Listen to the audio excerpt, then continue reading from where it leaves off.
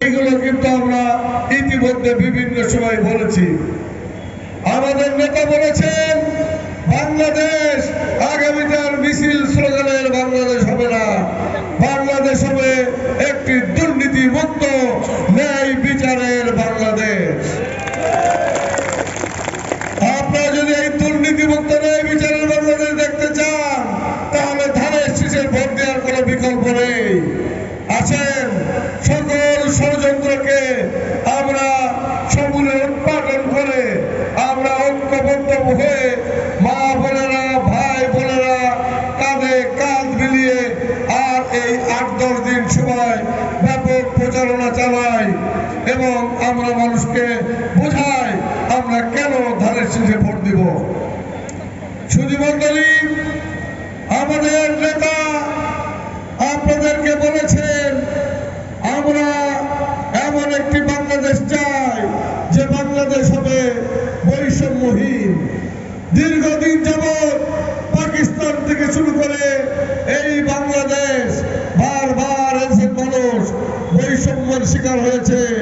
বারবার এদেশের মানুষ অত্যন্ত হীনমন্যতার পরিচয় দিয়েছে নেতারা রাজনীতিবিদরা, যে কারণে বারবার এদেশের মানুষ ভুল পথে যেতে বাধ্য হয়েছে।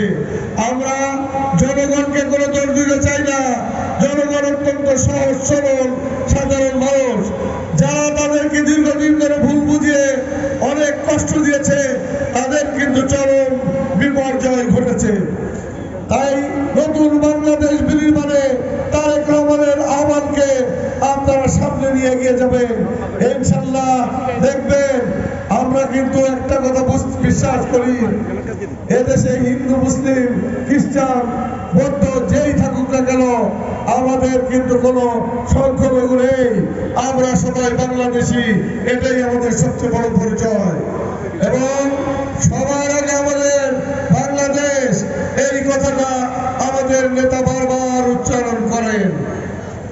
আপনাদের এই অঞ্চলের অঞ্চলে যে শিল্প অঞ্চল গড়ে উঠেছে, অন্তত একটা শিল্প কারখানা এখানে রয়েছে, অনেক হাজার হাজার লোক সেখানে চাকরি করে। আমরা অবশ্যই সেই শিল্প উদ্যোক্তাদের সাধুবাদ জানাই। আমরা বিশ্বাস করি আপনারা সহযোগিতা করলে আরো এরকম শিল্প কলকারখানা গড়ে উঠবে, তাহলে মানুষের বেকারত্বের সমাধান হবে স্থানীয়ভাবে, শুধু না পুরো জেলার মানুষরা এখানে কিন্তু চাকরি করে।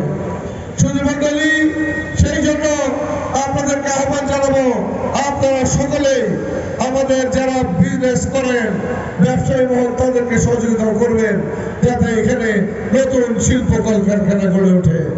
আমাদের শ্রীপুরের রাস্তাঘাটের কিছু কিছু জায়গায় অত্যন্ত বেহাল দশা, সেগুলো নিয়ে আমরা ইনশাল্লাহ কাজ করব।